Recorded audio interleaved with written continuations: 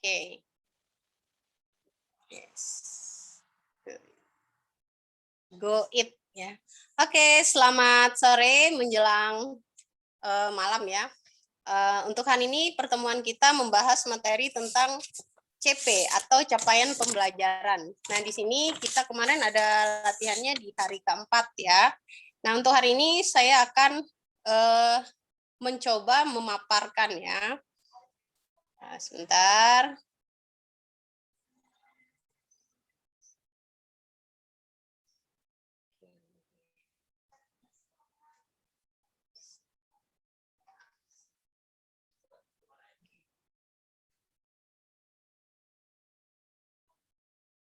Nah, ini. Oke.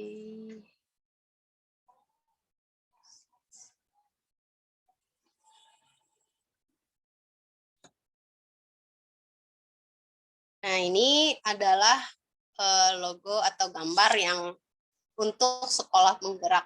Ini saya mencoba ya. Oke. Ini yang membuat yaitu saya sendiri, kelompok B, PSP SD Tinggi Angkatan 2. Materi yang saya bahas hari ini adalah capaian pembelajaran. Lanjut. Oke.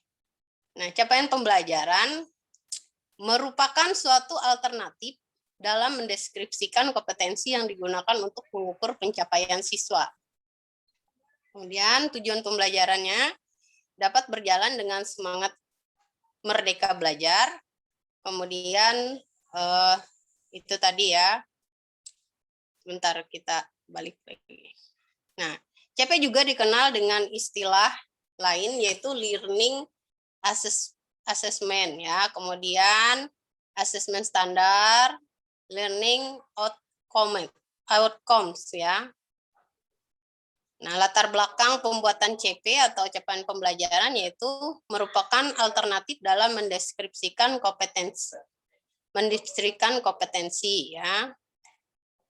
Kemudian format rumusan capaian pembelajaran yaitu satu, bentuk penulisan. Kedua, integrasi pengetahuan. Ketiga, keterampilan dan sikap. Keempat, fase dan perumusan CP ya. Lanjut. Nah, komponen CP yaitu rasional mata pelajaran. Nah, jadi dia menggunakan mata pelajaran. Kalau misalnya untuk K13 itu per tema ya.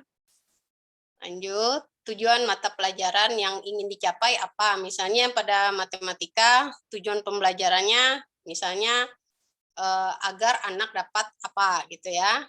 Dia memahami perkalian.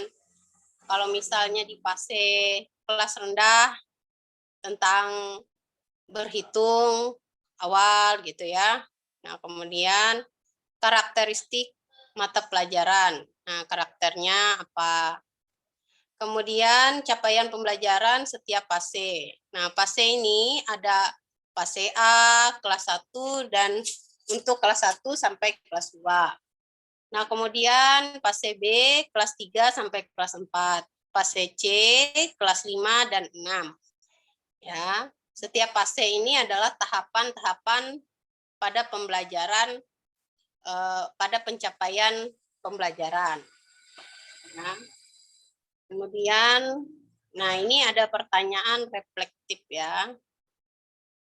Apa peran CP dalam kurikulum sekolah penggerak? Nah, ini bisa dijawab. Kemudian mengapa dirumuskan per fase? Ya. Apa peran CP dalam kurikulum sekolah penggerak? Nah, kita lanjutkan. Nah, di situ kita akan menjawab pertanyaannya dari penjelasan tadi. Nah, ini stop share ya. Nah, dari penjelasan saya tadi kira-kira sudah jelas atau sudah mengerti apa yang disampaikan? Atau terlalu cepat? Ulang Bun sedikit lagi pertanyaannya yang tadi peran capaian pembelajaran. Yang terakhir ya Bu. Ya. Oh, ini. Nanti kita lihat ya. Pada akhir ya. Nah, ini adalah pertanyaan representatifnya ya. Nah, di sini.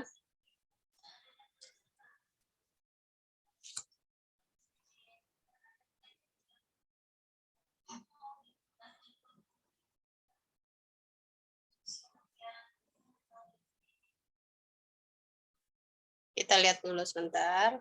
Nah, ini ya, Bu. Apa peran CP dalam kurikulum sekolah penggerak? Nah, apa? Menurut Ibu apa?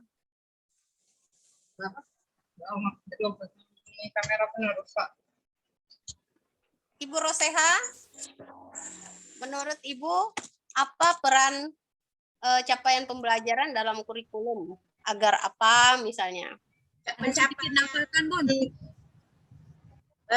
Capaian pembelajaran dalam kurikulum itu dalam fasenya fase apa? Fase B apa fase C? Nah, ya.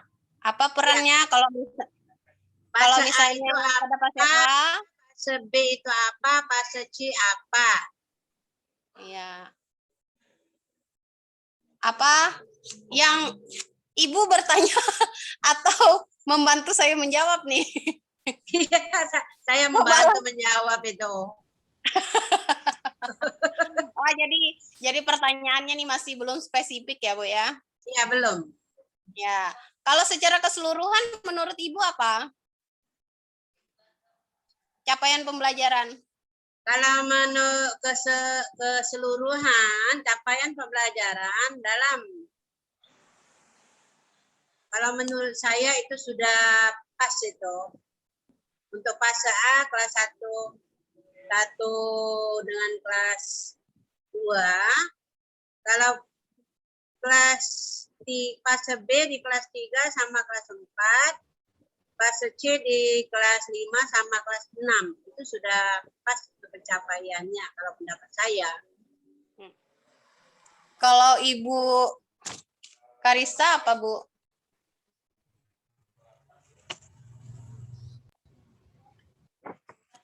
Bisa nggak aku nambahkan jawabannya sedikit? Boleh Bu Rismia. Ya, silakan. Tadi kan peran dalam capaian pembelajaran kurikulum pada sekolah penggerak itu, di mana kalau sekolah penggerak itu kan berfokus pada pengembangan hasil belajar siswa. Nah, sesuaikan dengan fase-fasenya. Mungkin itu aja tambahannya, Bun. Makasih. Ya. Oke. Nah, dari dua jawaban tadi ya, dari ibu-ibu tadi, kita mungkin bisa sedikit menambahkan. Nah, peran capaian pembelajaran ini adalah dalam kurikulum itu membantu kita supaya anak ataupun guru bisa mencapai tujuan dari kurikulum yang dibuat tadi ya. Nah, itu mungkin salah satunya. Oke, kita lanjut pertanyaan reflektif kedua ya. Mengapa dirumuskan berfase? Siapa yang bisa jawab? Karena ini Bu Roseha ya, coba-coba ya. Oke, Bu Roseha. Mantap, Bu. Mengapa dirumuskan berfase? Karena dalam fase 1, fase A ya, itu 1 sampai kelas 2, itu dia sudah, karena fase A itu tuh dia dari TK. Dari TK itu baru bisa bagaimana cara menulis, bagaimana cara membaca. Sama dari kelas 1 ke kelas 2 itu sudah mendekati, udah bisa membaca, tapi cara penulisannya bagaimana? Kalau dari fase B, untuk fase B dari kelas 3 ke kelas 4. Iya. Kenapa? Dari kelas 3 itu anak itu kan kita umpamakan dia masih tulisannya itu belum bagus, cara menjelaskannya dia belum. Ke kelas 4 inilah kita, di kelas 4 ini kita membina anak dari kelas 3 ini. Kenapa? Dia kelas 4 ini pengen tahu apa itu. Nah, kalau kelas 5 ke fase C ya, fase C di kelas 5 6 dia sudah hampir memahami semuanya apa yang diperintahkan oleh guru. Itu pendapat saya. Iya. Sudah mulai mendekati tuh, Bun. Sudah bagus ya. Ada yang menambahkan lagi? Silakan. Oke, mungkin saya menambahkan sedikit ya. Mengapa dirumuskan berfase? Karena tingkatan atau daya terima anak itu berbeda-beda sesuai dengan usia ya. Nah, kalau usia di fase A atau kelas 1 sampai kelas 2 itu kan dia masih cara berpikir rendah. Nah, fase B atau kelas 3 sampai 4 itu dia mulai berkembang pikirannya. Kemudian fase C itu sudah mulai bisa memahami ya. Nah, itu kenapa dibuat per fase agar anak tidak merasa terbebani. Menurut saya ya, itu untuk ditambahkan. Ada lain yang mau ditambahkan lagi? Oke. Nah, untuk hari ini sekian dulu paparan dari saya. Terima kasih atas waktu dan kesempatannya. Untuk yang mau bertanya, silakan menanyakan tentang capaian pembelajaran yang mau ditanyakan, boleh kita buka waktunya ya. Yang lain ada yang mau ditanyakan dulu tentang paparan yang saya berikan, memang agak singkat ya. Silahkan. Ada yang mau ditanyakan tentang ini? Kenapa, Bun? Oh ya, 40 menit sudah nih, log out katanya. Oke, ada yang mau ditanya?